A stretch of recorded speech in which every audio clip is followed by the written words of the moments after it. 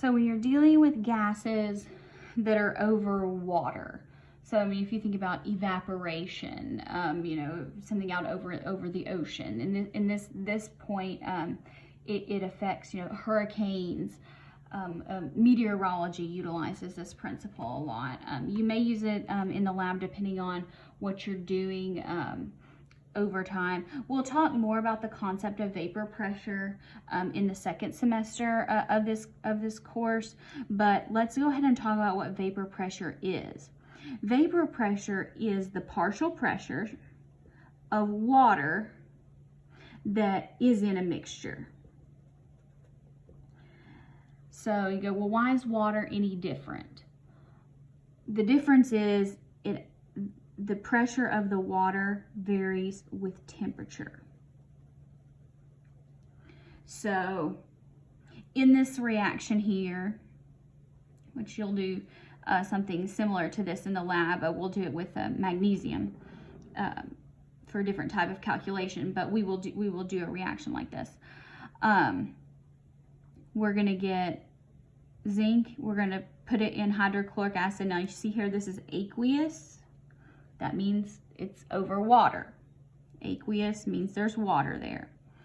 And it's going to release hydrogen gas. Well, let's collect this gas, but remember it's collected over water, so that means before we do any calculations, we have to account for the amount of water that's in that gas. So there's a table that is in the book. If you need it, it would be given to you. It's given in the homework problems and things as well. So here, say we did this reaction and we collected 154.4 milliliters of gas, so that would be the hydrogen gas. This is the pressure. Here's the temperature. So let's go ahead and make the temperature Kelvin. Easy way to get some partial credit when you're dealing with gas laws. So this says what mass of hydrogen in milligrams is collected. So it's still a partial pressure problem because this here represents your total pressure. So that would be your pressure of your hydrogen and your pressure of your water. So there's a table that tells you what the temperature is. So at 25 degrees Celsius, data tables will tell you the partial pressure, vapor pressure of water, 23.78. So that means, let's just do a quick subtraction, that our pressure of the hydrogen is 745 minus 23.78 millimeters of mercury.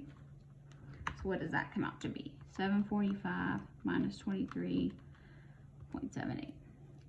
721.22 millimeters of mercury is our pressure of hydrogen. So now we're trying to find mass in our equation PV equals nRT. We have a pressure. We have a volume. I think it's over here. Maybe we don't. Oh, we do have, yeah, it's right here. Here's our volume. And we don't have moles, but we're wanting mass, so this is what we're going to be solving for, and we also have a temperature.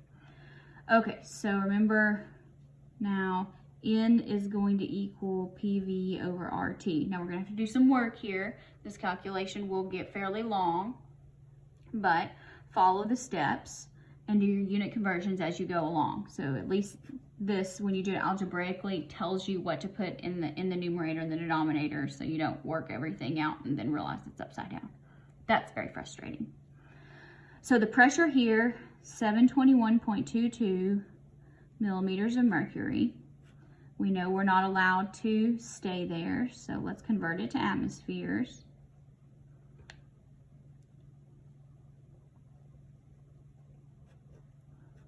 If you weren't sure, you'd figure it out when you put R in and your units wouldn't cancel, so you may have this conversion over here later on. Order does not matter. Here we have 154.4 milliliters. Can we say in milliliters? No, we cannot. So So we need 1,000 milliliters is 1 liter. Now we're ready for R in the bottom.